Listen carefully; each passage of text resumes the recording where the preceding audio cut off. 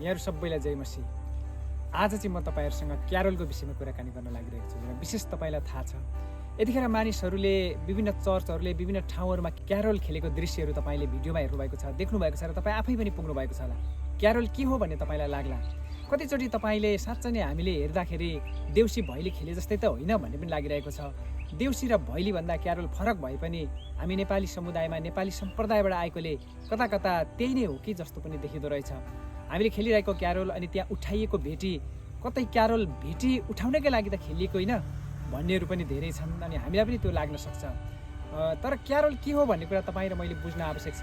Carol चाहिँ येशू ख्रीष्ट जब यस संसारमा जन्मिनुभयो, मानवीय रूपमा जन्मिँदाखेरि गोठालाहरू भए ठाउँमा त्यहाँनिर नै पहिले खेलिएको कुरा चाहिँ लुकाको पुस्तकमा हामी पाउँछौँ।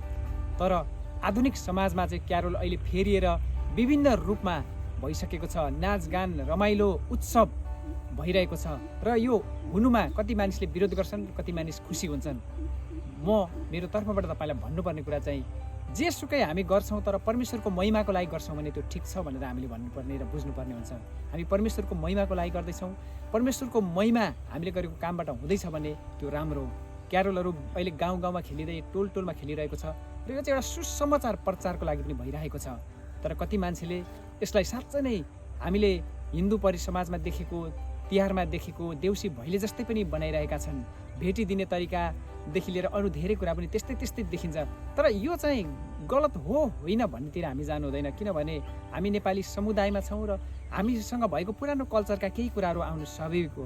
तर हामीले गरिरहेको प्रशंसा र गरिरहेको महिमा चाहिँ यसुलाई छ कि छैन भन्ने कुरा प्राथमिकता हो।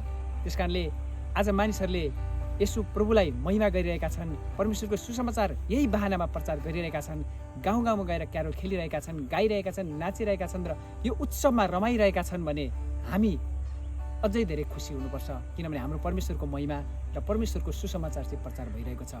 अब कुरा रह्यो भेटीको, ठ्याक्कै दियो बालेर भेटी मानिसहरूले नाङ्लामा हालेर ल्याएका भिडियोहरू, फोटोहरू हामी प्रशस्तै देख्छौँ। अनि कतिले यो तिहारमा बलिराजालाई नै बोलाएको, बलिराजालाई नै स्वागत गरेको भनेर सोचिरहेका छन्। हामी यो भ्रममा नहौँ। मानिसहरूले विभिन्न तरिकाले गरे पनि परमेश्वरको महिमाको लागि स्वच्छ हृदयले गरिरहेका छन् भने ती पुराना कुराहरू त्यहाँ जोडिए भने पनि त्यो गलत या सत्य भन्नेतिर बहस नगरिकन परमेश्वरको महिमाको लागि भएको छ कि छैन भन्ने कुरामा हामीले बहस गर्नुपर्छ।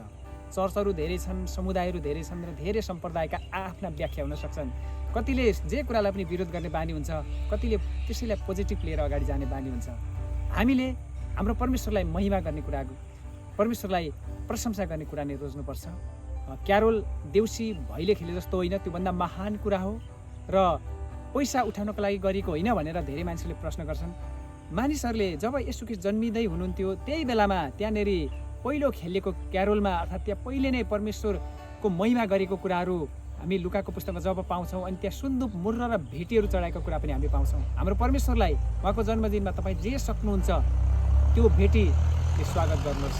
क्यारोल गाउने कुरा, क्यारोलमा नाच्ने कुरा र यो उत्सवमा रमाउने कुरा तपाईँसँग जे छ त्यही कुराले तपाईँ रमाउनुहोस्, खुसी हुनुहोस् र यो क्रिसमसमा तपाईँ र हामी सँगै भएर प्रभुको महिमाको लागि अरू धेरै कार्यहरू गर्न सकौँ। क्रिसमस 2025 र आउँदै गरेको न्यु इयर 2026 को तपाईँहरू सबैलाई शुभकामना। जय मसीह।